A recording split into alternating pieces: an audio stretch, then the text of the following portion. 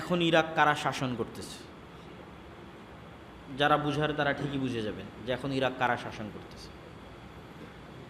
আফগানিস্তানের সাথে কি করা হলো, এবং ইরান এবং ইসরায়েলের যে সীমিত দ্বন্দ্ব, এটাতে আসলে কে ফায়দা পাচ্ছে, কারা উপকার নিচ্ছে, কারা ক্ষতিগ্রস্ত হচ্ছে, এগুলো আসলে অনেক প্রশ্ন। এগুলো ডিটেলস এবং ডাইরেক্ট অ্যান্সার দেওয়া যে কোনো সময় আমরা এই উত্তরগুলো দিতে গিয়ে ভুল করতে পারি। তো আল্লাহ সুবহানাহু ওয়া তাআলা আমাদেরকে সব বিষয়ে কথা বলতে হবে, সব বিষয়ে মন্তব্য করতে হবে। আমি সবই জানি এরকম চিন্তা চেতনা এবং এরকম মন মানসিকতা থেকে বেরিয়ে আসার তৌফিক দান করুক। আমাদের সালাফরা অসংখ্য প্রশ্নের উত্তরে বলতেন যে না, আমি এই প্রশ্নের উত্তর জানি না। সবই যে আমাকে জানতে হবে, সব প্রশ্নের উত্তর যে আমাকে দিতে হবে, এটা জরুরি নয়। মুহররমের রোজা একটি রাখলে বেশি সওয়াব নাকি দুইটা রাখলে, এ নিয়ে মানুষের মাঝে বিতর্ক দেখা যায়। মুহররমের সিয়াম মূলত একটা, যেই দিনে মুসা আলাইহিস সালাতু ওয়াস সালাম নাজাত পেয়েছিলেন, কিন্তু আমরা এই সিয়ামটা রাখতেছি কার কথায়?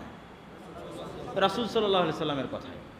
উনি না বললে এটা আমাদের শরীয়তের অন্তর্ভুক্ত হতো না? হতো না? হতো না। মুহাম্মদ সাল্লাল্লাহু আলাইহি ওয়াসাল্লাম যদি না বলতো, এটা কি আমার শরীয়তের অন্তর্ভুক্ত হতো? হতো না।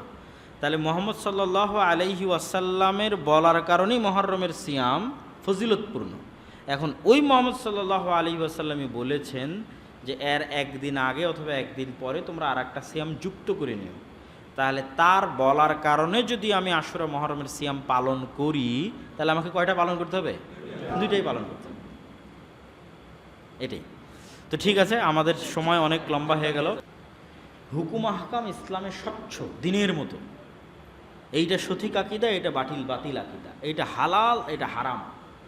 কিন্তু রাজনীতির বিষয়গুলো কেন স্বচ্ছ নয়? ওইটার সাথে আমি কানেক্টেড না, ওর জায়গায় আমি নাই।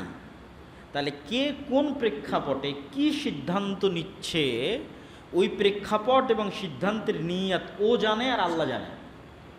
ওর প্রেক্ষাপট এবং ওর নিয়াতের উপর আল্লাহর কাছে জবাবদিহি দিবে। আর যেহেতু ওই প্রেক্ষাপট এবং ওই নিয়াত আমার জানা নাই, ফলত আমি ডাইরেক্টলি বলতে পারবো না যে না ও এটা আমি তার সাথে এইভাবে যুক্ত বা এইভাবে বিরুদ্ধে। আমি কি বলতে পারবো? কারো যদি আকিদা জিজ্ঞেস করা হয় যে এই আকিদা কি ভুল ত্রুটি কিনা, সেটা ডাইরেক্ট বলতে পারবো যে হ্যাঁ, শিয়াদের আকিদার মধ্যে এই ভুল ত্রুটি আছে, বা অমুকের এই আকিদা ভ্রান্ত, বা খারেজিদের এই আকিদা ভ্রান্ত। এইটা আমি ডাইরেক্টলি ক্লিয়ার কাট বলে দিতে পারবো। এখন এর মধ্যে যে পড়ুক সেটা দেখে লাভ নাই, কে আর ভ্রান্তির মধ্যে পড়লো কে পড়লো না সেটা দেখে লাভ নাই। কিন্তু ওই ভ্রান্ত ব্যক্তির রাজনৈতিক ডিসিশন সঠিক না ভুল, এটা ওই প্রেক্ষাপটে না থাকলে বলতে পারবো না। ফলত আমার পক্ষে এই স্পেসিফিক বিষয়ে সরাসরি মন্তব্য করা আমার কাছে মনে হয় যে এটা অনেক সময় না জেনে কথা বলার মধ্যে পড়ে যেতে পারে, পলিটিক্যাল ডিসিশনগুলো। ফলত জেনে ওই অবস্থা এবং ওই পরিবেশ বুঝে মন্তব্য করাটাই বেশি ভালো। আর আমরা কিসের উপর থাকতে পারি? আমরা আকিদা এবং আমলের উপর ডাইরেক্ট মন্তব্য করতে পারি। যে আমরা ধরেন জিজ্ঞেস করতে পারেন যে শিয়াদের কি ভ্রান্ত আকিদা আছে, এগুলোর উপর আমরা ডাইরেক্ট আলোচনা করতে পারি। কোন লেভেলের ভ্রান্তি থাকলে একজন শিয়া কাফের হয়ে যেতে পারে, যেমন সাহাবীদেরকে গালিগালাজ করা, এইটা এমন একটা লেভেল যেটা ক্রস করলে মানুষ কি হয়ে যায়? কাফের হয়ে যায়।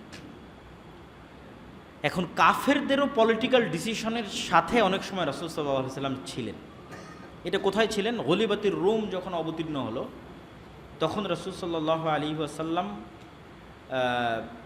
খন্দকের যুদ্ধ তখন চলমান। তো পারস্যদের কাছ থেকে রোমানরা জেরুজালেম বিজয় করে নিল। তো প্রথম যখন পারস্যরা রোমানদের কাছ থেকে জেরুজালেম নিয়েছিল, তখন মক্কার মুশরিকরা খুশি হয়েছিল আর রাসূল সাল্লাল্লাহু আলাইহি ওয়াসাল্লাম কষ্ট পেয়েছিলেন। এবং রাসূল সাল্লাল্লাহু আলাইহি ওয়াসাল্লাম ভবিষ্যৎবাণী করেছিলেন যে জেরুজালেম আবারও রোমানরা বিজয় করবে। এখন ইসলামের দৃষ্টিতে তো দুইজনই কাফের, রোমানরাও কাফের, পারস্যরাও কাফের। তো আল্লাহর নবী রোমানদের বিজয় কেন চাচ্ছিলেন? ওরা ছিল আহলে কিতাব, পারস্যরা ছিল অগ্নিপূজক। পরে যেই দিন রোমানরা এই অগ্নিপূজকদের থেকে জেরুজালেম ছিনিয়ে নিলেন, তখন আল্লাহর নবী খুশি হলেন। তো এই জন্য পলিটিক্যাল ডিসিশনগুলোর সাথে সার্বিক বিবেচনায় মন্তব্য করা এটা খুব কঠিন। আল্লাহ সুবহানাহু ওয়া তাআলা ভালো জানে। তবে আমরা এতটুকু বলতে পারি যে ফিতনার যে যুগ, এই ফিতনার যুগে আমাদের নিজেদের ঈমান এবং আমল নিয়ে এবং নিজের দায়িত্ব পালন করার যে বিষয়, এইটা নিয়ে বেশি চিন্তিত, নিজের ভুল, নিজের আত্মসমালোচনা এটা নিয়ে বেশি চিন্তিত, নিজের পরকাল, নিজের জান্নাত এটা নিয়ে বেশি চিন্তিত হওয়া উচিত। আর এই ফিতনা আরও বাড়তে থাকবে। এই ফিতনা কোথায় গিয়ে ঠেকবে আল্লাহ সুবহানাহু ওয়া তাআলা ভালো জানে। আর মুসলমানের রক্ত খুব ভয়ঙ্কর।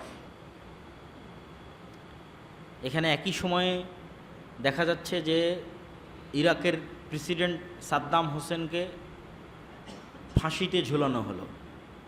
তারপরে আল্লাহু ওয়ালিয়ুল্লাযীনা আমানু ইউখরিজুহুম মিনায-যুলুমাতি ইলান-নূর। সবই অন্ধকার, এই অন্ধকার থেকে আল্লাহ আলোতে নিয়ে এসেছেন। আলোই হেদায়েত, নূরই হেদায়েত। সেই নূরের আলোতে নিয়ে এসেছেন আল্লাহ সুবহানাহু তাআলা তার দয়ায়। আর যারা ওই আলোতে আসতে পারেনি, কোরআনের এই হেদায়েতের নূর গ্রহণ করতে পারেনি, এরা অন্ধকারের মধ্যে আছে। নূর অদৃশ্য কিন্তু নূর বাস্তব। নূর অদৃশ্য হওয়ার পরেও কেন বাস্তব? নূর মানে কিন্তু এই আলো নয় যে আলো আমরা চোখে দেখি, লাইটের আলো, সূর্যের আলো, এই আলো নয়। নূর এক ভিন্ন আলো যা চোখে দেখা যায় না, বিশেষ আলো কিন্তু বাস্তব, সত্যি ফিজিক্যালি বাস্তবিকভাবে ঘটে, তৈরি হয়। এটা বোঝানোর জন্য কয়েকটা উদাহরণ না দিলে বোঝা যাবে না। যেমন আলোরও এমন কিছু ধরন আছে যে ধরনগুলো আমরা চোখে দেখি না। যখন এখান থেকে রিমোটটা দিয়ে আমি এসিটা বন্ধ করলাম, তখন রিমোটে এসি কেমনে বন্ধ হলো? রিমোট থেকে একটা আলো বের হয়ে গিয়ে এসিতে লেগেছে, আলোর সাথে আলোর মাধ্যমে কানেক্টেড হয়েছে, নাহলে ওই এসি বন্ধ হওয়া সম্ভব নয়। কোনো না কোনোভাবে তো কানেকশান আছে। ওই কানেকশানটা লাইট, আলো। ওই আলোটা আমরা দেখি না, কিন্তু মেশিনে ধরা যায়। ওইটাকে ইংরেজিতে বলে ইনফ্রারেড লাইট, ইনফ্রারেড রে। ঠিক আমরা যখন এক্স-রে করতে যাই অথবা এমআরআই করি, ওই জায়গাগুলোতেও এক প্রকারের, আলট্রাসাউন্ডও করি, এক প্রকারের আলো ইউজ হয়, যে আলো চোখে দেখা যায় না। তাহলে আলোর মধ্যে এমন ধরন আছে যে আলোকে আমরা চোখে দেখি না, অথচ আমরা কাজে লাগাচ্ছি। এই যে ক্যামেরাগুলোতে রেকর্ড হচ্ছে, আমরা মোবাইলে কথা বলতেছি, এই যে ডাটা ট্রান্সফার, এটা পুরোটাই আলোর টেকনোলজির উপর দাঁড়িয়ে আছে। আলোর যে তরঙ্গ, ওয়েভ, ওইটার মধ্যে দিয়ে ডাটা ট্রান্সফার হচ্ছে। আমার ছবি, ভিডিও চলে যাচ্ছে, আমার কথাও চলে যাচ্ছে। এই জন্য আলোর গতিতে যাচ্ছে, এই জন্য আলোর খুব গতিশীল। এই জন্য আমি বলা মাত্রই বলতেছি এখন, অথচ এই আওয়াজটা কি আমেরিকাতে বাজতেছে। যে লাইভ দেখতেছে আমেরিকায় বসে, আমেরিকায় বাজতেছে না এই আওয়াজ? এটা গেল কীভাবে? ওই আলোর মধ্যে দিয়ে ডাটা ট্রান্সফার হয়ে গেছে, লাইটের মধ্যে দিয়ে। এটা আল্লাহ যেই দিন পৃথিবী সৃষ্টি করেছে ওই দিন থেকেই হয়। মানুষ জানতো না, মানুষ এটা বের করতে পারেনি। কোরআনে তো এর চেয়ে ব্যতিক্রম ঘটনার কথা আছে। আমরা তো এখন ডাটা ট্রান্সফার করতেছি, বস্তু না। মানে এখনকার বিজ্ঞান যেটার উপর দাঁড়িয়ে আছে সেটা কি? ডাটা ট্রান্সফার, আওয়াজ, সাউন্ড, ভিডিও, পিকচার ট্রান্সফার। কিন্তু বস্তু এটা এখন ইনস্ট্যান্ট এখান থেকে আমেরিকা চলে যাবে, এরকম কোনো টেকনোলজি আছে? নাই। কিন্তু পবিত্র কোরআনের মধ্যে সুলাইমান আলাইহিসসালাতু ওয়াসসালামের ঘটনায় কি আছে? বস্তু ট্রান্সফার, চোখের পলকে। যে আমি এখানে বসে আছি, আমাকে বিলকিসের সিংহাসন নিয়ে এসে দিতে হবে। ক্বালা ইফরিতুম মিনাল জিন, ইফরিত নামক একজন জিন বলল যে আপনি আপনার জায়গা থেকে, বসা থেকে উঠার পূর্বে নিয়ে আসবো। সুলাইমান আলাইহিস সালাম এটাতে রাজি হলেন না, এর চেয়ে দ্রুত লাগবে। তখন একজন ব্যক্তি, আল্লাহ যাকে জ্ঞান দিয়েছিল কিতাবের, কোরআনের আয়াতের অনুবাদ করতেছে, একজন ব্যক্তি যাকে আল্লাহ কিতাবের জ্ঞান দিয়েছিল, সে বলল আপনার চোখের পলক পড়ার পূর্বে বিলকিসের সিংহাসন এখানে উপস্থিত হয়ে যাবে। তো ওখানে মুফাসসিরিনে কেরাম লিখেছে যে উনি বিশেষ কোনো জিকির জানতেন। ইসমে আজম অথবা আল্লাহর ওহী সুলাইমান আলাইহিস সালাতু ওয়াস সালামের মাধ্যমে বিশেষ কোনো জিকির জানতেন যেটার মাধ্যমে। এই জন্য এখনও বিজ্ঞান বলে যে পৃথিবীর সবচেয়ে পাওয়ারফুল টেকনোলজি হচ্ছে সাউন্ড টেকনোলজি, আওয়াজ দিয়ে কিছু করতে পারা। এই টেকনোলজি মানুষের হাতে নাই যে আমি আওয়াজ দিয়ে কিছু করে ফেলব, কিন্তু এটা সবচেয়ে পাওয়ারফুল।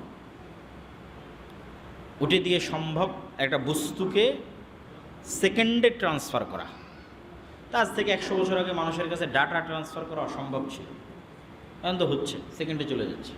কিন্তু কোরআনে তার চেয়েও আগের অতি আজীব এবং আশ্চর্যজনক ঘটনা বর্ণনা করা আছে যে মানুষ তার জ্ঞান দিয়ে বিলকিসের সিংহাসনকে ট্রান্সফার করেছে সেকেন্ডে। তো সাউন্ড টেকনোলজির সাথে কানেক্টেড রেখে একটা কথা বলে আবার সামনের দিকে আগাই, যে আওয়াজ সবচেয়ে পাওয়ারফুল, এটা সত্য। এই জন্য আওয়াজ সবচেয়ে পাওয়ারফুল যে সবাই যে কমন জিনিসটা বুঝে সেটা হচ্ছে আওয়াজ। এই মাইকও যেটা বুঝে সেটা আওয়াজ, এই কাঠের চেয়ারও যেটা বুঝে সেটা আওয়াজ, এই দেওয়ালও যেটা বুঝে সেটা আওয়াজ। ইসাব্বিহু লিল্লাহি মা ফিস সামাওয়াতি ওয়া মা ফিল আরদ, আসমান জমিন আর তার মধ্যে যা কিছু আছে সব আল্লাহর তাসবিহ পাঠ করতেছে। প্রত্যেকের তাসবিহ পাঠের আওয়াজ আছে, নিজস্ব আওয়াজ আছে, এবং প্রত্যেকেই নিজ নিজ সালাত জানে এবং নিজ নিজ তাসবিহ এবং জিকির জানে। তো আল্লাহ সুবহানাহু তাআলার যে সেন্ট্রাল কমান্ড, এইটাও আওয়াজ ভিত্তিক। আল্লাহ সুবহানাহু তাআলা যখন কোনো কিছু করতে চান, কুন ফায়াকুন, হও হয়ে যাও, হও বললেই হয়ে যায়। এবং আল্লাহ সুবহানাহু তাআলার নিজের কথা এবং নিজের আওয়াজ সবচেয়ে পাওয়ারফুল। এই জন্য উম্মতে মুহাম্মাদির মুআজিজা, যেটা আল্লাহ সুবহানাহু তাআলা করেছে, পার্মানেন্ট মুআজিজা, যেটা নবীর জীবিত থাকা এবং মৃত হওয়ার সাথে সম্পৃক্ত নয়। মুসা আলাইহিস সালাম চলে গেছে, মুসা আলাইহিস সালামের লাঠিও চলে গেছে। ঈসা আলাইহিস সালাম চলে গেছে, আকাশে উঠে গেছে, ঈসা আলাইহিস সালাম হাত দিলে মৃত জীবিত হয়ে যাবে, ওটাও আর নাই। কিন্তু মুহাম্মদ সাল্লাল্লাহু আলাইহি ওয়াসাল্লাম চলে গেলেও পবিত্র কোরআন আছে। আর পবিত্র কোরআন কালামুল্লাহ, আল্লাহর কথা, আর আল্লাহর কথার আওয়াজ আছে, সাউত। এই জন্য কোরআন সবচেয়ে পাওয়ারফুল, শক্তিশালী। এবং আল্লাহ সুবহানাহু ওয়া তাআলার জিকির সবচেয়ে পাওয়ারফুল এবং শক্তিশালী। তো আমরা যে জায়গায় ছিলাম, যেখান থেকে এই জায়গায় আসলাম, যে এমনও লাইট আছে যেই লাইট আমরা চোখে দেখি না, এতটুকু তো আমরা বুঝেছি। তাহলে ওখান থেকে এটার উপর ঈমান নিয়ে আসা আমাদের জন্য কঠিন কিছু নয়। আজকের যুগে, আজকের যুগে আমরা এমন লাইটের ব্যবহার করছি যা চোখে দেখি না, সেই যুগে বসে আমার জন্য এটা ঈমান যদি না আনতে পারি, তাহলে আমার যে বোকা কেউ নয়, যে এমনও আলো পৃথিবীতে আছে যার নাম নূর, যেটা আমি চোখে দেখি না। কিন্তু ওই আলোর অস্তিত্বের প্রমাণ কোথায়? ওই আলো অন্য প্রাণী দেখে, আল্লাহর অন্য সৃষ্টি জীব দেখে। গায়েবের অনেক কিছুই আল্লাহ সুবহানাহু তাআলা তার অন্য সৃষ্টিজীবের মাধ্যমে প্রকাশ করে দিয়েছে। যেমন কবরের আযাব গায়েব, মানুষ আর জিন শুনতে পায় না, কিন্তু রাসূল সাল্লাল্লাহু আলাইহি ওয়াসাল্লাম বলছে সব সৃষ্টিজীব শুনতে পায়, বাকি সকল সৃষ্টিজীব শুনতে পায়। তাহলে ওইটা আমার কাছে গায়েব, কিন্তু ওরা তো শুনতে পাচ্ছে, ওদের কাছে গায়েব না। ঠিক তেমনি রাসূল সাল্লাল্লাহু আলাইহি ওয়াসাল্লাম বলছে, যখন তোমরা শোনো মোরগ ডাক দেয়, তখন মোরগ ফেরেশতাকে দেখে। ফেরেশতা কিসের তৈরি? নূরের তৈরি। তাহলে মোরগ কি দেখে? নূর দেখে। মোরগ কি দেখে? নূর দেখে। তাহলে নূর বাস্তব অস্তিত্বশীল। এটা এমনি একটা বাইবে আলোচনা করছি, হৃদয় নূর তৈরি হয়, আমল নূর তৈরি করে, এগুলো কোনো ফাও কথা নয়, আসলেই তৈরি করে। মানে এই আলোর জ্বলাটা যেমন বাস্তব, আমার এবং আপনার হৃদয়ে নূর আছে না নাই ওটা তেমন বাস্তব। তো এই নূর আমি দেখতে পাচ্ছি না, কারণ আমার কাছে গায়েব, কিন্তু আল্লাহর অনেক সৃষ্টিজীবের কাছে এটা গায়েব নয়। শয়তানের আলো এক প্রকার আলো, যে আলো মানুষ দেখতে পায় না কিন্তু আল্লাহর অন্য সৃষ্টিজীব দেখতে পায়। যেমন কুকুরের ক্ষেত্রে বলা আছে, গাধার ক্ষেত্রে বলা আছে, রাসূল সাল্লাল্লাহু আলাইহি ওয়াসাল্লাম বলেছেন যে তারা শয়তানকে দেখতে পায়। এবং আল্লাহ সুবহানাহু তাআলার যত সৃষ্টিজীব আছে, সকল সৃষ্টিজীব কোনো সমস্যা, কি বলতেছে? হ্যাঁ,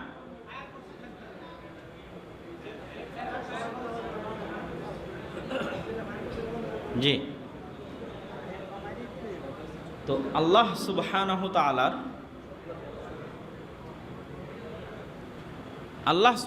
তাআলার যত সৃষ্টিজীব আছে, এই সৃষ্টিজীবগুলোর মাধ্যমে আল্লাহ সুবহানাহু তাআলা গায়েবের অনেক বিষয়কে প্রকাশ করে দিয়েছে। যেমন আমাদের বারজাখি জীবন কেমন হবে, মৃত্যু পরবর্তী জীবন কেমন হবে, তার আলামত পৃথিবীতেই আছে। প্রত্যেক দিন রাতে যখন আমি ঘুমাই, তখন বারজাখি জগতের একটা অংশ আস্বাদন করি, একটা লেভেল দুনিয়াতে থাকতে অনুভব করি যে মরার পরের জগৎটা কেমন হতে পারে। সেটা যে আমার ঘুমন্ত অবস্থা। এই জন্য বলি আল্লাহুম্মা বি ইসমিকা আমুতু, আল্লাহ তোমার নামে মারা যাচ্ছি। আরবিতে কিন্তু ঘুমানোর আর একটা আরবি আছে, আনামু, ওটা ব্যবহার করা হয়। ডাইরেক্ট মরার কথা বলা আছে, আল্লাহ মরে যাচ্ছে। আর তোমার নামে পরের দিন সকালবেলা ঘুম থেকে জাগবো, আস্তাইকিজু না আহিয়া, মরা থেকে জীবিত হব। এবং ঘুমের মধ্যে রূহ কবজ করার কথা কোরআন মাজিদে আছে। যাদের রূহ আল্লাহ চাই ফেরত দিয়ে দেয়, আর কারো রূহ আল্লাহ পার্মানেন্টলি রেখে নেয়, ও পার্মানেন্টলি মারা যায়। তাহলে দুনিয়াতে থেকে বারজাখি জীবনের স্বাদ আস্বাদন করার একটা উদাহরণ আমরাই প্রতিনিয়ত উপভোগ করতেছি। আল্লাহর সৃষ্টিজীবের মধ্যেও এরকম উদাহরণ আছে। শুঁয়ো পোকা নামে এক প্রকারের পোকা আছে, এ তার শুরুর জীবনে গাছের পাতা খায় এবং গাছের পাতা খেয়ে খেয়ে খেয়ে খেয়ে মাসখানেক জীবনযাপন করে। এটা সম্পূর্ণ ডিফারেন্ট স্টাইলের লাইফ সে লিড করে। তারপরে 1 মাস, 1.5 মাস, 2 মাস হওয়ার পর ও নিজের চারিপাশে একটা আবরণ তৈরি করে। আবরণ তৈরি করে ওর মধ্যে মরে যায়। ওর মধ্যে মরে যাওয়ার 1 মাস, 1.5 মাস পর প্রজাপতি হয়ে আকাশে উড়ে। তাহলে ওর লাইফ একবার ছিল পোকা হিসেবে, তারপরে মৃতপতি হিসেবে আকাশে উঠতেছে। তো এই জন্য মানুষের বারজাখি জীবন, কবর পরবর্তী, মৃত্যু পরবর্তী জীবন অস্বাভাবিক নয়। হ্যাঁ, বারজাখি জীবনে মানুষের রুহের কোয়ালিটি অনুযায়ী থাকার এবং খাওয়ার ব্যবস্থাপনা, জীবনযাপনের ব্যবস্থাপনা ভিন্ন হবে। যেমন যে সমস্ত রূহ আল্লাহর রাস্তায় শহীদ হয়ে গেছে, এদের কোয়ালিটি কি হবে? এরা পাখি হিসেবে জান্নাতে উড়বে। ওদের বারজাখি জগতে জীবনযাপনের ধরন, এদের চাইতেও আপার কোয়ালিটির কিছু রূহ আল্লাহ সুবহানাহু ওয়া তাআলার আরশে লাইট, আলো হিসেবে ঝুলন্ত থাকবে।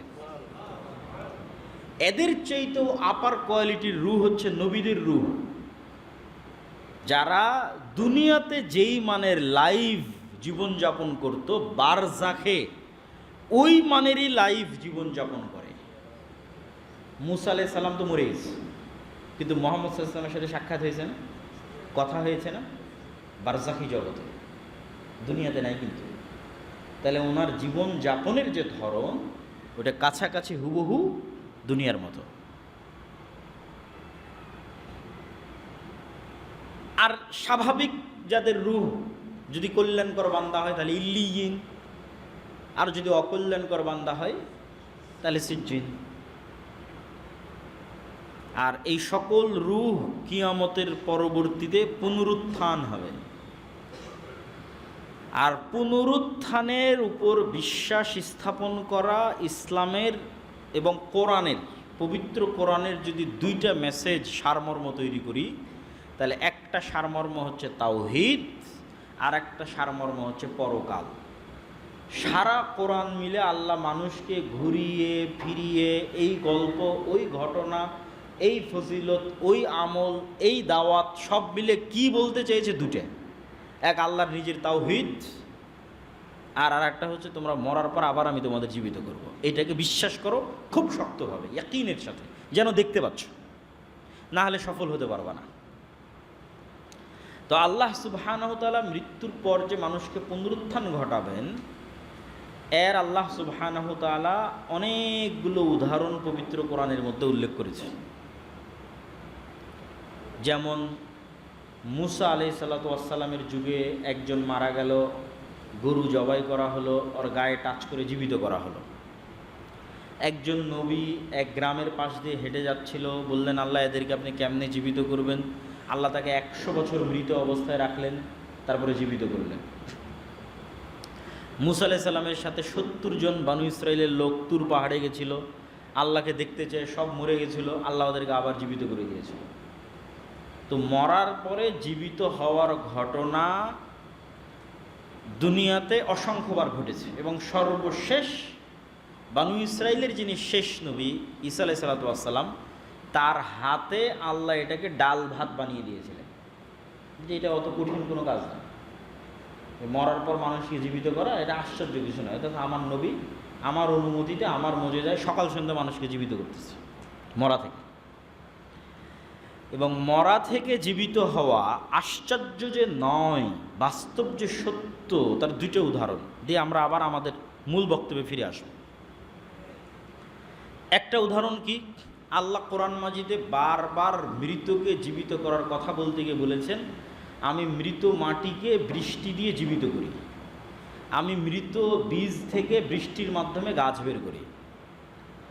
এখন আপনি চিন্তা করেন, একটা আমের গাছ যতটা জীবিত, মানুষ তার চেয়ে বেশি জীবিত না কম জীবিত? বেশি জীবিত। আমের গাছ তো হাঁটতে পারে না, চলতে পারে না, মানুষ তো হাঁটছে, আমের গাছ তো কথা বলতে পারে না, মানুষ তো কথা বলতেছে। তাহলে জীবনের আলামত আমের মধ্যে বেশি আছে না মানুষের মধ্যে বেশি আছে? মানুষের মধ্যে বেশি আছে। এবার ওই আমের গাছ থেকে যে আম তৈরি হলো, ওই আমের যে বিচি, ও বেশি জীবিত না মানুষের যে মেরুদণ্ড, এ বেশি জীবিত? মানুষের মেরুদণ্ড বেশি জীবিত। কেন? এটা জীবিত মানুষের মেরুদণ্ড, যে লাইফ পৃথিবীতে চলাফেরা করতেছে, কথা বলতেছে, যার জ্ঞান আছে, আরও তো একটা স্থবির জড় পদার্থ। ওই জড় পদার্থের একটা মৃত বিচি, ওই মৃত বিচি যখন মাটিতে পড়তেছে, ওর মধ্যে থেকে আর একটা জীবিত গাছ বের হয়ে যাচ্ছে। আল্লাহ আকবার। তাহলে ওই মৃত বিচি থেকে গাছ বের হওয়া বেশি আশ্চর্য না মানুষের মতো জীবন্ত মানুষের মেরুদণ্ডের হাড্ডি থেকে আবারও মানুষ বের হবে মাটির মধ্যে থেকে? কোনটা বেশি আশ্চর্য? আমেরটা বেশি আশ্চর্য। বুঝাতে পারিনি মনে হয় আমি। আমেরটা বেশি আশ্চর্য, আমারটা আশ্চর্য নয়। ও তো কম জীবিত, ওর মধ্যে থেকে আবার আল্লাহ আর একটা জীবিত গাছ তৈরি করে দিচ্ছে। আমি তো এমনিই জীবিত, আমার হচ্ছে আরও সহজ বের করা। এই জন্য আল্লাহ ওই উদাহরণ বারবার দেয়। আর আল্লাহর জন্য আরও কেন সহজ মানুষকে মাটি থেকে তৈরি করা? এই জন্য আরও বেশি সহজ যে মানুষ পৃথিবীতে বেঁচে থাকতে যত রকমের ভিটামিন, প্রোটিন, মিনারেল, পুষ্টি, যা খাবার মানুষ বেঁচে থাকতে গ্রহণ করে, তার প্রত্যেকটা খাবারের মধ্যে যত রকমের ভিটামিন, মিনারেল, প্রোটিন আছে সব মাটি থেকে আসে, সব মাটি থেকে আসে। এখন আমার ম্যাগনেশিয়াম দরকার, তো ম্যাগনেশিয়াম আসলে মাটির মধ্যে আছে, কিন্তু ডাইরেক্ট নিতে পারবো না। তো ওখানে কলার গাছ লাগানো হয়েছে, তারপরে ওখান থেকে কলা হয়েছে, ওই কলার মধ্যে ম্যাগনেশিয়াম মাটি থেকে নিয়েছে কলা, ওই কলা আমি খাচ্ছি, আমার শরীরে ম্যাগনেশিয়াম ঢুকতেছে। তাহলে আমার শরীরের মধ্যে ম্যাগনেশিয়াম ঢোকার কারণে যদি আমার শরীরে কোষ তৈরি হয়, তাহলে ওই ম্যাগনেশিয়াম তো মাটির মধ্যেই আছে, ওখানে কেন কোষ তৈরি হবে না? কেন হবে না? আমি তো ওই মাটির ম্যাগনেশিয়ামই কলা দিয়ে আমার শরীরের মধ্যে নিচ্ছি, দিয়ে আমার শরীরে নতুন কোষ তৈরি হচ্ছে। এই ম্যাগনেশিয়াম তো মাটির মধ্যে আছে, তাহলে কেন মাটিতে কোষ তৈরি হবে না? মানুষের পুরো শরীরটাই মাটি থেকে নেওয়া ভিটামিন, প্রোটিন, মিনারেল, ম্যাগনেসিয়াম দিয়ে তৈরি। তাহলে আরও বেশি কোষ তৈরি হবে মাটিতে, মানে মাটির মধ্যে থেকে তরতর তরতর করে মানুষ বের হয়ে উঠবে। ওর মধ্যে সব আছে, ওখান থেকে নিয়ে আমি বেঁচে আছি।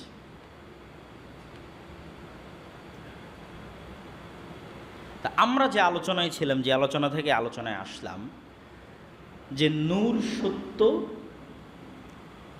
এবং নূর বাস্তব, যদিও আমরা আমাদের এই সচক্ষে দেখতে না পাই, কিন্তু এটার উপর ঈমান রাখতে হবে।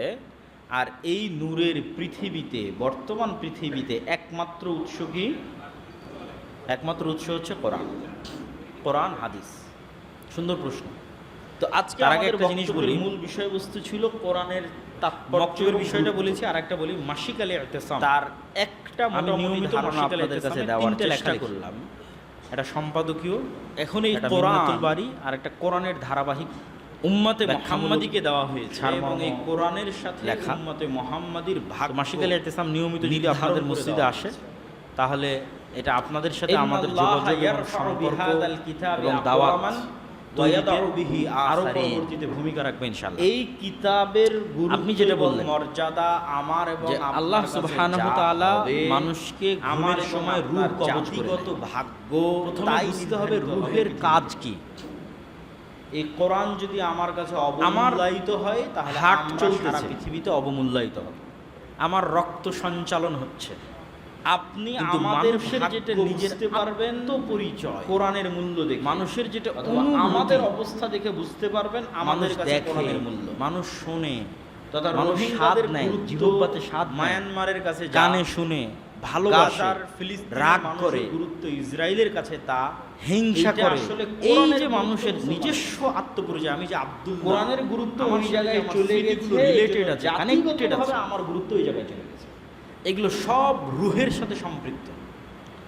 এবং এইটার মনে করেন আপনি কোনো এক সময় উদাহরণ বিজ্ঞানের যদি দেখতে চান, আমার পুরো মেধা এই যে কপি পেস্ট করে আরেকটা রানিং যে বিশ্বকাপ চলতেছে এটার মধ্যে দেখতে পাবেন, দিয়ে আমার মেধা অনুযায়ী রোবট কাজ করতেছে, কিন্তু ওই রোবটের মধ্যে আমার রূহ না থাকার কারণে কোরআন মাজিদের আমার যে অনুভূতি, আমার যে ভালোবাসা, আমার যে স্মৃতি, এইটাও কোনোদিন ওয়ামিনান নাসি মান ইয়াত্তাখিযু মিন দুনিল্লাহি আনদাদা, রূহের সাথে কানেক্টেড, বুনাহুম কাহুবিল্লাহ।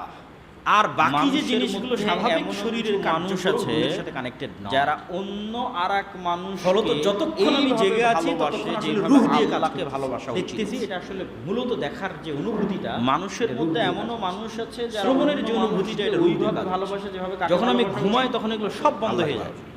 ওয়াল্লাযীনা আমার রূহের যেগুলো মৌলিক কাজ, সেগুলো সব আমাদের অন্তরে ঈমানের নূর আছে। আমার শরীর ফিজিক্যালি চলতে পারে, ভালোবাসে কাকে? কিন্তু রূহ দিয়ে আমি যে মৌলিক কাজগুলো করি, দেখা, শোনা, ওয়ালাউ ইয়ারাল্লাযীনা যালামু ইয ইয়ারাউনাল আযাবা আন্নাল, ওইটা সম্পূর্ণরূপে মৃত নয়, আল্লাহ সুবহানাহু ওয়া তাআলা ভালো জানেন, কিন্তু একটা লেভেল পর্যন্ত আল্লাহ রূহকে নিয়ে নেয়। এখানে কষ্ট হবে, এবং রূহের সাথে শরীরের আন্নাল কুওয়াতা লিল্লাহি জামিআ থাকে। আল্লাহ সুবহানাহু ওয়া তাআলা চাইলে জালেমরা আবার মানুষ জেগে ওঠে এবং তার ষষ্ঠ সকল সজাগ হয়ে যায়। তো আল্লাহ তখন এই ষষ্ঠ ইন্দ্রিয়ের কাজই রূহের সকল এই দেখা, বোঝা, চিন্তা করার কাজই দৃশ্য ওটাই পেয়ে যাবে। ঘুমালে ওটাই 2 নম্বর আর কি প্রকাশ পাবে? তারপরে ইসতাবাররা আল্লাযীনা তুবিউ মিনাল্লাযীনা ইত্তাবাউ ওয়া রাআউল আযাবা ওয়া তাকাত্তাআত বিহিমুল আসবাব।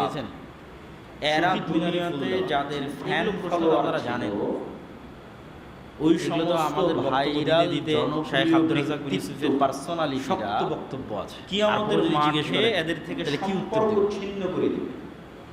তাওহীদের বিশ্বাসের অন্যতম একটা বড় বিশ্বাস, আমি এদেরকে বলিনি আমার অনুসরণ করতে, নির্দিষ্ট কোন কিয়ামতের মাঠের ভয়াবহতায় পাত্র, দিন, নদী, পাথর, গাছ এক কিয়ামতে দেখতেছে, খাম্বা, নির্দিষ্ট কোনো কিছুর প্রতি মাত্রাতিরিক্ত ভালোবাসা এবং সম্মান তাওহীদের পরিপন্থী।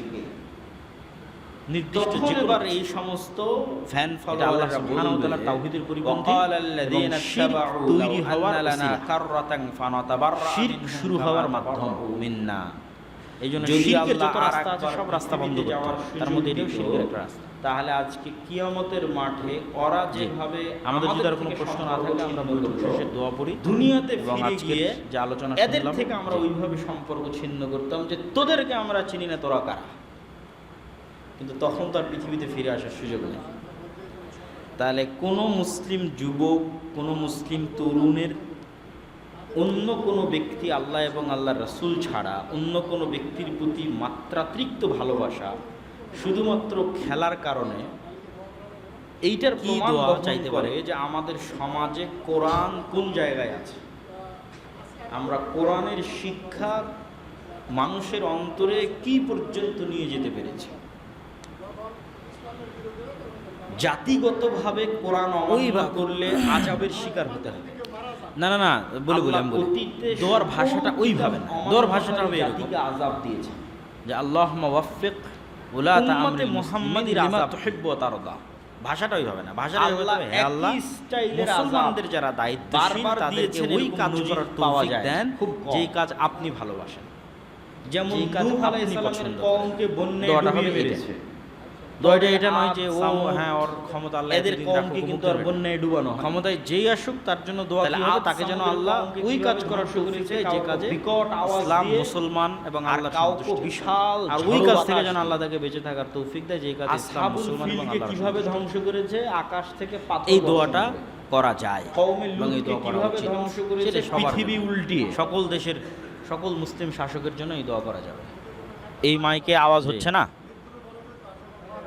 হ্যাঁ, তাহলে কি এটা অন করা নাই নাকি?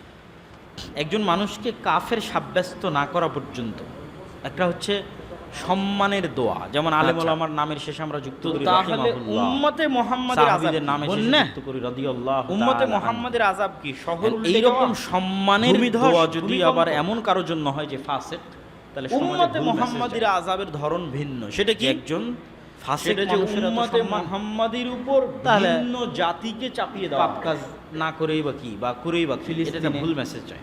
মায়ানমারে, স্বাভাবিক যে কোনো বাংলাদেশেও মুসলমানের ঘটতে জন্য পারে। যে দোয়া, বাগদাদে সম্মানের হালাকু স্বাভাবিক যে অনুষ্ঠানের দোয়া, সময় ঘটেছিল, এই দোয়া যদি কারো স্পেনে কাফের হওয়ার ঘটেছে, প্রমাণ না পাওয়া যায়, ভিন্ন ভিন্ন জাতি জাতি ওদের উপর শাসক হয়ে যাবে যে আল্লাহ তুমি ওদেরকে দুনিয়ার কুচকাটা সকল করবে। মুমিন মুসলিম নরনারী পুরুষকে এইটা হলো স্বাভাবিক। উম্মতে এইরকম দোয়ার মুহাম্মাদির মধ্যে যে কেউ কোরআন আসতে পারে। পরিত্যাগ করার কিন্তু শাস্তি। সম্মানের দোয়া যেটা সাহাবীদের জাতিগত জন্য আযাব। রাদিয়াল্লাহু তাআলা আনহু, উম্মতে আলেম মুহাম্মাদের ওলামাদের জাতিগত জাতিগত আযাব, আযাব, বন্যা নয়, ভূমিকম্প নয়, নবীদের ভূমিধস জন্য নয়, করছে আলাইহিস ঝড় সালাতু নয়, ওয়াস বিকট সালাম। আওয়াজ নয়। এই দোয়া উম্মতে মুহাম্মাদের এইরকম আযাব হচ্ছে ভিন্ন জাতি নিশ্চিত তাদের সম্মানিত শাসন করবে। তাকওয়াবান পরহেজগার ব্যক্তি ছাড়া অন্যদের জন্য করা যায়। তাহলে আল্লাহ সুবহানাহু তাআলার আযাব থেকে ওই বাঁচতে কোন চাইলে, জান্নাতে যেতে চাইলে, নূর অর্জন করতে চাইলে আমাদের প্রথম রাস্তা কিসের হচ্ছে ক্ষেত্রে? কোরআনের কাছে ফিরে আসা।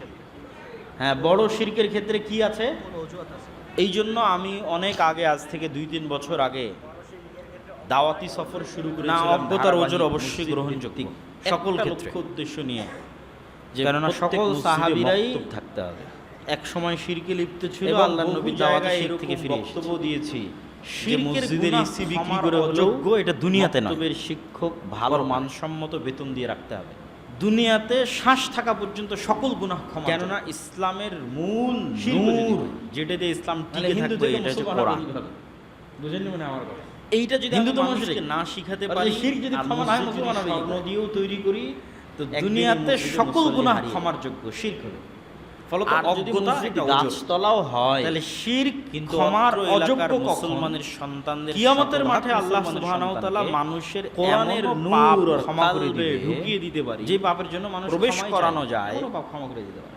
তাহলে আল্লাহর দয়া হলে যদি গাছতলাও হয়, ওই সালাত দয়া অব্যাহত আল্লাহ থাকবে। কোন পাপে দেখাবেন না? সালাত টিকে থাকবে, শিরকের টিকে পাপে থাকবে। দেখাবেন না। এই জন্য শিরক মূল ছাড়া বাকি মাকসাদ সকল পাপ আল্লাহ চাইলে সর্বোচ্চ ক্ষমা। গুরুত্ব দেওয়া উচিত। তাহলে ক্ষমার মসজিদগুলোকে অযোগ্য শিরক শিক্ষা কখন? কিয়ামতের মাঠে। তাহলে মানুষের উচিত সর্বনিম্ন কি নিশ্চিত করা? ব্রাকের শিরক মুক্ত এরকম মৃত্যু হাজার হাজার নিশ্চিত মসজিদ নাই, অ্যাট লিস্ট মিনিমাম এরকম এসি যেই ক্যাটাগরি প্রত্যেক মানুষের ফিল আপ করা আমরা তো উচিত এগুলো অটো পরকালে পাইছি। মুক্তির জন্য, অটো। সেটা কি? শিরক আল্লাহ মুক্ত মৃত্যু ইসলামের নিশ্চিত। সিস্টেমটা এইভাবে করেছে, এইটার তাতে মধ্যে যদি দিয়ে ইসলাম টুকটাক দাঁড়িয়ে আমাদের কমও থাকে, এই জন্য টুকটাক পাঁচ অন্য ওয়াক্ত গুনাহও সালাতের থাকে, ব্যবস্থা, কি যেন না এই থাকে, জন্য মসজিদের ব্যবস্থা, শিরক যেন না থাকে। এটা সর্বনিম্ন। তো ব্রাকের কিছু না থাকার পরও হাজার হাজার স্কুল ভাঙ্গা বেড়া ভাঙ্গা টিন দিয়ে চালাচ্ছে কেন? ব্রাকের স্কুল ভাঙ্গা বেড়া ভাঙ্গা টিন ভাড়া জায়গা নিয়ে কেন চালাচ্ছে? তার মানে শিক্ষাটা আসল। এই মসজিদগুলো যদি ওদেরকে দিয়ে দিতেন তাহলে আগে এখানে শিক্ষার ব্যবস্থা করবে মসজিদের ফান্ড থেকে। যা আগে কিসের ব্যবস্থা করতে হবে?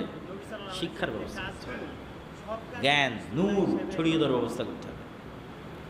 প্রথম কথা হচ্ছে আমাদের কাছে সব কোনো মানুষের প্রতি ভালোবাসা আমরা অবহেলা না, আলামত হচ্ছে একজন মানুষ যাকে যত বেশি ভালোবাসবে তাকে হুবহু তত অনুসরণ করতে চাইবে। যেটা এখন মেসির ফলোয়ার আমাদের কাছে বোঝা যায়, আরও যারা অন্য প্লেয়ার আছে তাদের ফলোয়ারদের দেখলে বোঝা যায়। এটার থেকে বেশি ওই গেঞ্জি পরতে চায়, ওই স্টাইলে চুল রাখতে চায় কেন? এবং শতভাগ মুসলমান এখন আমি দাবি করছি লাজেম ভালোবাসি, কিন্তু মোহাম্মদ সাল্লাল্লাহু আলাইহি ওয়াসাল্লামের মুখে দাঁড়িয়ে আছে, আমার মুখে দাঁড়িয়ে নাই, তাহলে ভালোবাসা কি আছে? ঘাটতি আছে। কোরআন বুঝতে পারবে কোরআন পড়ে, এইটা হলো প্রথম মূল সেন্স যে আমরা হুবহু রাসূল সাল্লাল্লাহু আলাইহি ওয়াসাল্লামের লাইফ স্টাইল পড়ে জীবন সরাসরি বুঝতে পারবে আল্লাহ কি বলছেন। যত বেশি অনুকরণ করা যায় এটা ভালো, প্রত্যেক মুসলমানের জন্য। এখন একটা মাত্রা আছে যেটা করাই লাগবে, সেটা হচ্ছে ফরজ। আর একটা মাত্রা আছে যেটা না করলে করতে পারি, একমত করতে পারি, কিন্তু ফতোয়াটা উল্লেখ করলাম কেন? সেগুলোর মধ্যে অনেক কিছু মাথায় হয়তো টুপি দিয়েছি, এটা যদি কেউ না দেয় তাহলে গুনাহ নাই। কোরআন থেকে ডিসকানেক্টেড হয়ে জাতি রাস্তা পাবে না, যুব যদি কেউ না পড়ে গুনাহ সম্ভব। সর্বনিম্ন কি রক্ষা করতে হবে? সতর, ঢিলে ঢালা পোশাক।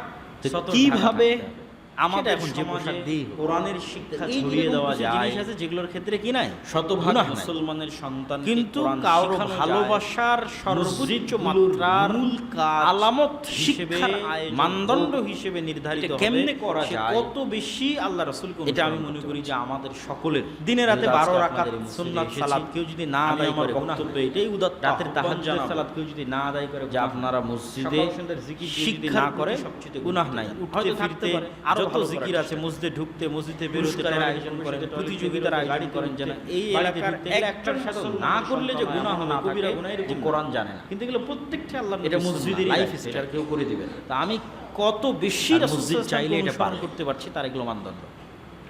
এইজন্য যে মসজিদ ভিত্তিক মক্তব করতে পারবে সে তত বেশি নেকি অর্জন করবে, কিয়ামতের মাঠে তার কাছে থাকবে, জান্নাতে তার কাছে থাকবে ইনশাআল্লাহ। যেমন আজকের বক্তব্যের একটা পয়েন্ট ছিল পরকালের উপর বিশ্বাস, কোনটা শুনে।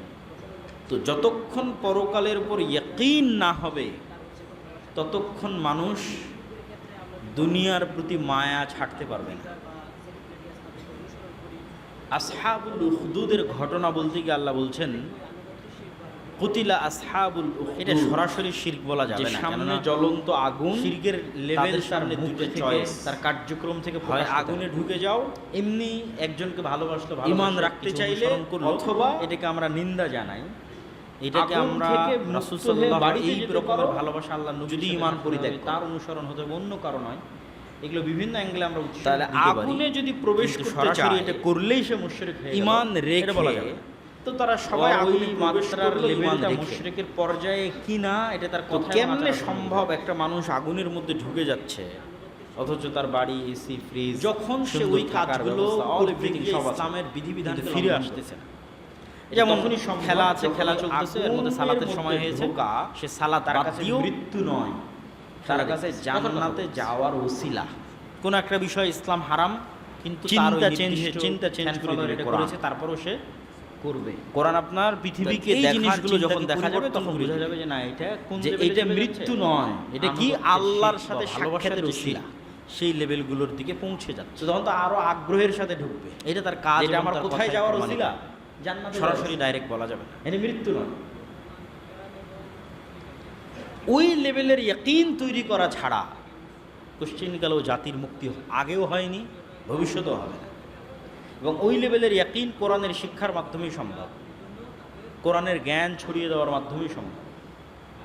নূর তৈরি করা, হৃদয়কে জীবিত রাখা, হৃদয়কে মরতে না দেওয়া। আচ্ছা, আপনার যেটা প্রথম প্রশ্ন ছিল সেটার বিষয়ে আমি বলি, এবং এই নূরের যে রাজনীতির বিষয়গুলোতে ডাইরেক্ট সেটা হচ্ছে আমাদের নফসে, আমাদের রুহে, আমাদের কলবে দুইটা শক্তিকে অ্যাক্সেস দেওয়া আছে। যেমন এখনই আমি ভাইয়ের থেকে ওয়াইফাই পাসওয়ার্ড নিয়ে ওনার মোবাইলের ইন্টারনেট আমি এখানে ইউজ করতেছি হটস্পট দিয়ে, অ্যাক্সেস উনি আমাকে অ্যাক্সেস দিয়েছে। তো এইটা তো একটা বায়বীয় অ্যাক্সেস, চোখে দেখা যায় না, কেমনে ওখান থেকে আমি এখানে নেট ইউজ করতেছি। এটা যদি বাস্তব হয় তাহলে নিশ্চিত বিশ্বাস রাখেন আপনার কালবে দুইটা শক্তির অ্যাক্সেস দেওয়া আছে, একটা ফেরেশতা আর একটা শয়তান। এরা কোনো প্রকার মেসেজ আদান প্রদান ছাড়া, ফোন দেওয়া ছাড়া, কানে কথা বলা ছাড়া সরাসরি অন্তরে মেসেজ দিতে পারে। ওই অ্যাক্সেস এদের আছে, ওই পাসওয়ার্ড, ওই ওয়াইফাই অ্যাক্সেস এদের আছে, ডাইরেক্ট অন্তরে মেসেজ দিয়ে দেবে। এই জন্য মানুষের অন্তরে প্রত্যেক যা মন্দ চিন্তা আসে শয়তানের মেসেজ, প্রত্যেক যা কল্যাণের চিন্তা আসে ফেরেশতার ইলহাম। তো এখানেও একটা কাজ আছে, কি সেই কাজ? আপনি যদি শয়তানি স্বভাব বেশি অবলম্বন করেন তাহলে আপনার বন্ধু শয়তান। আপনার হৃদয়ে কার প্রভাব বেশি? শয়তানের প্রভাব বেশি। আপনার কালব হ্যাক হয়ে গেছে, কে হ্যাক করে নিয়েছে? শয়তান হ্যাক করে নিয়েছে। আপনার আর কোনো কন্ট্রোল নাই, পুরো কন্ট্রোল কার হাতে? শয়তানের হাতে। আর যদি আপনি ফেরেশতার স্বভাব এবং ফেরেশতাকে বেশি অ্যাক্সেস দেন যে না তুমি আসো, তুমি থাকো, তুমি ঢুকো, তাহলে নূর, ফেরেশতা তো নূর, তখন আপনার কালবে শয়তানের অ্যাক্সেস নাই, বন্ধ হয়ে গেছে। এটাই দেখবেন যে ইসলামের সকল আমল আখলাকের ভিত্তি। সকল আমল আখলাক, খাও বিসমিল্লাহ বলো, যদি বিসমিল্লাহ না বলো কে খাবে? শয়তান। ঢুকো সালাম দাও বাড়িতে, যদি না সালাম দাও কে থাকবে? তাহলে শয়তানকে আপনি ওয়াইফাইয়ের অ্যাক্সেস দিয়ে দিচ্ছেন যে ও ঢুকে যাবে আপনার বাড়িতে। এটা বাস্তব এবং সত্য, এগুলো কাল্পনিক কোনো কথা নয়। আর সালাম দিবেন, শয়তান পালিয়ে যাবে, কোরআন পড়বেন, মানে নূর, কারা আসবে? ফেরেশতারা আসবে। এক সাহাবী কোরআন তেলাওয়াত করতেছিল আর ঘোড়া লাফাচ্ছে, আকাশে মেঘ জমা হয়েছে, পড়া থামিয়ে দিয়েছে। 3 বার এরকম ঘটনা ঘটার পর পরের দিন সকালে আল্লাহ নবী জানবে এই ঘটনা। বলছে তুমি যদি সকাল পর্যন্ত পড়তে থাকতে ফেরেশতাকে দেখেই নিতে। তাহলে যেখানে কোরআন তেলাওয়াত হয় ওখানে নূর তৈরি হয়, আর নূর তৈরি হলে কে আসবে? ফেরেশতা আসবে, ফেরেশতারা নূর। এইভাবেই সারা গায়েবের জগৎ এভাবেই সাজানো। আর গায়েবের জগতের এই কার্যকরণের সূত্রগুলো আপনাকে কেউ বলবে না, এগুলো কোরআনে বলা আছে, হাদিসে বলা আছে। দুনিয়ার কার্যকরণের সূত্রের সাথে গায়েবের কার্যকরণের সূত্রের মিল নাই। দুনিয়ার কার্যকরণের একটা উদাহরণ দিয়ে আমার বক্তব্য এখানে শেষ করে দেবো। দুনিয়ার কার্যকরণের সূত্রে আমি আমার পকেট থেকে যদি 100 টাকা বের করে আপনাকে দিই তাহলে টাকা কমলো না? কমলো না? সাথে সাথে এটা গায়েবে কিন্তু বেড়ে গেছে, প্লাস হয়েছে, কমেনি। ওটা গায়েবের সূত্র। যে গায়েবে নির্ধারিত আল্লাহর সূত্র হচ্ছে কেউ দান করলে কি হবে? বাড়বে। এটা গায়েবের সাথে সাথে বেড়ে গেছে, কিন্তু এর প্রভাব আর সম্পদে 10 বছর 15 বছর 20 বছর পর দেখা যাবে, বাড়বে। আর সুদ ইয়ামহাকুল্লাহুর রিবা, দুনিয়াতে লজিকে বাড়ছে কিন্তু গায়েবের লজিকে কমে যাচ্ছে। তো গায়েবের এই সূত্রগুলো কোরআন এবং হাদিসে বলে দেওয়া আছে। তো সেক্ষেত্রে নূরের অ্যাক্সেস আপনার হৃদয়ে বেশি দিতে হবে। যেমন অনেকেই কত রকমের সমস্যা নিয়ে আসে, এই বদনজর, এই কালো জাদু, এই জিন, এই উমুক তুমুক। যদিও এগুলো সমস্যা নেয়, আমরা কোনো সময় ওভাবে কথা বলিনি, কিন্তু মূল কথা হচ্ছে যে আপনি যতই ঝাড়ফুঁক করান, যতই আরও অন্য অনেকের কাছে যান, রাকির কাছে যান, আপনি যদি শয়তানকে অ্যাক্সেস দিয়ে থাকেন এগুলো তো কোনো কাজে দেবে না। আগে তো শয়তানের অ্যাক্সেস বন্ধ করতে হবে। কীভাবে বন্ধ করতে হবে? 5 ওয়াক্ত সালাত, অজু, পেশাব করে পানি নেওয়া, পবিত্রতা। অপবিত্রতাকে কে পছন্দ করে? শয়তান। পবিত্রতাকে কে পছন্দ করে? ফেরেশতা। তা আপনি কাকে অ্যাক্সেস দিচ্ছেন? পেশাব করে পানি নিচ্ছেন না তো শয়তান তো আসবেই। আপনি তাবিজ লাগিয়ে রাখেন আর কবজ লাগিয়ে রাখেন আর ঝাড়ফুঁক করেন, শয়তানে তো বাড়ি ভরা। তাহলে তো আগে আর অ্যাক্সেস বন্ধ করতে হবে। আপনার সঙ্গী, আপনার বন্ধু হতে হবে ফেরেশতা। এমনও মানুষ আছে যে উজু ভাঙলেই উজু করে। মুহাম্মদ সাল্লাল্লাহু আলাইহি সাল্লামের মতো মানুষের মুখের গন্ধ যদি ফেরেশতার কষ্ট হয়, তাহলে আমার আর আপনার যদি বিড়ি সিগারেটের গন্ধ হয় তো ফেরেশতা আসবে? আপনি বলেন, কথা বলেন না। যে মুহাম্মদ সাল্লাল্লাহু আলাইহি ওয়াসাল্লামের মতো একজন নবী, সর্বশ্রেষ্ঠ নবী, তার মুখের মানবিক গন্ধ জিব্রাইলকে কষ্ট দেয়, ফলত ওনাকে বারবার বলেন মেসওয়াক করেন, মেসওয়াক করেন, মেসওয়াক করেন, মেসওয়াক করেন। আর আমি সারাদিন বিড়ি সিগারেট খাচ্ছি, তাহলে আমার গন্ধে ফেরেশতা আসবে? কখন আসবে? কে আসবে?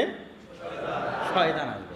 তাহলে এখন আপনি তাবিজ লাগান, কবজ লাগান, ঝাড় করেন, ফুক করেন, আপনার কালবে নূর নাই, কিসে ভরা? শয়তানে ভরে আছে। এগুলো গায়েবের বাস্তব রুলস অ্যান্ড রেগুলেশন, এভাবেই কাজ করে গায়েবের জিনিসগুলো। তা আপনাকে আগে ওই রাস্তাগুলো ওইভাবে বন্ধ করতে হবে, তখন আপনার জন্য কোরআন হবে নূর, হেদায়েতের রাস্তা। এর আলোকে চলবেন, এর আলোকে কাজ করবেন, কোরআন তেলাওয়াত করবেন, কোরআন বুঝবেন, সকাল সন্ধ্যার জিকির করবেন। আল্লাহ সুবহানাহু ওয়া তাআলা আমাদেরকে কোরআনের উপর আমল করার, কোরআন বুঝার এবং কোরআনের শিক্ষা ছড়িয়ে দেওয়ার তৌফিক দান করুক, আল্লাহুম্মা আমিন। আর আজকে আমরা যে আলোচনা করলাম, এই আলোচনা থেকে রূহ, নাফসের যে বিষয়গুলো তুলে ধরলাম, সুস্থতা, অসুস্থতা, মৃত, জীবিত, নূরের যে বিষয়গুলো আলোচনা করলাম, পরকালের পুনরুত্থান, আলো এবং নূরের মধ্যে পার্থক্য, নূরের বাস্তবতা, আলো যেমন অনেকাংশে দেখা যায় না, এরকম নূর দেখা যায় না কিন্তু বাস্তব, এই প্রত্যেকটা জিনিস বুঝার, মানার তৌফিক দান করুক, আল্লাহুম্মা আমিন। এবং আমাদের বাড়িতে, পরিবারে, আমাদের হৃদয়ে, সকল জায়গায় শয়তানের অ্যাক্সেস, শয়তানকে জায়গা দেওয়া বন্ধ করার আল্লাহ তৌফিক দান করুক, আল্লাহুম্মা আমিন। এবং আল্লাহ সুবহানাহু ওয়া তাআলা আমাদেরকে কোরআন বুঝায় এবং কোরআনকে আমাদের হৃদয়ের নূর, আমাদের কান, আমাদের চোখ, আমাদের আশপাশ, ডান বাম, উপর নিচ, এগুলো সব কিছুতে নূর তৈরি করার মাধ্যম হিসেবে আল্লাহ সুবহানাহু ওয়া তাআলা কোরআনকে কবুল করুক, আল্লাহুম্মা আমিন। আসসালামু আলাইকুম ওয়া রাহমাতুল্লাহি ওয়া বারাকাতুহু। আপনাদের যদি কোনো প্রশ্ন থাকে, দু একটা প্রশ্ন নেওয়া যাবে, সমস্যা নেই। জি।